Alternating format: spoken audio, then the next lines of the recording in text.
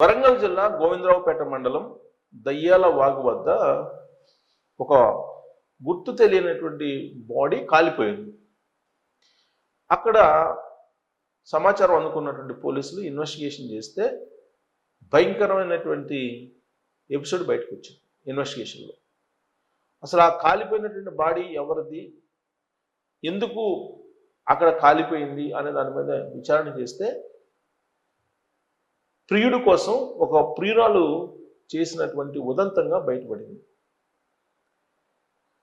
దీని వివరాల్లోకి వెళ్తే పోలీసులు చెప్తున్న దాని ప్రకారం వరంగల్ జిల్లా పరకాలకు చెందినటువంటి సుమన్, లావణ్య వీళ్ళిద్దరు దంపతులు. ఈ సుమన్ అనే అతను వరంగల్లో ఒక రెస్టారెంట్లో పనిచేస్తూ ఉన్నాడు. పరకాల్లో, వరంగల్ జిల్లా పరకాల్లో ఈ రెస్టారెంట్లో పనిచేస్తున్నటువంటి అతనికి లావణ్యతోటి పెళ్ళయింది. ఇద్దరు పిల్లలు. సంసారం సుఖంగా జరుగుతున్నటువంటి సమయంలో అదే వరంగల్ జిల్లాకు సంబంధించినటువంటి ఒక యువకుడు కమలాపురం మండలం వంగపల్లికి సంబంధించినటువంటి ఒక యువకుడు పరిచయం అయ్యాడు లావణ్యకి. వాళ్ళిద్దరి మధ్య ప్రేమ చిగురించింది. వాళ్ళిద్దరూ శారీరక సంబంధం పెట్టుకున్నారు.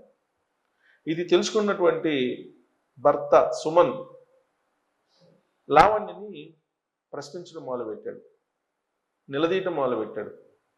దాన్ని తట్టుకోలేనటువంటి లావణ్య ప్రియుడికి చెప్పింది.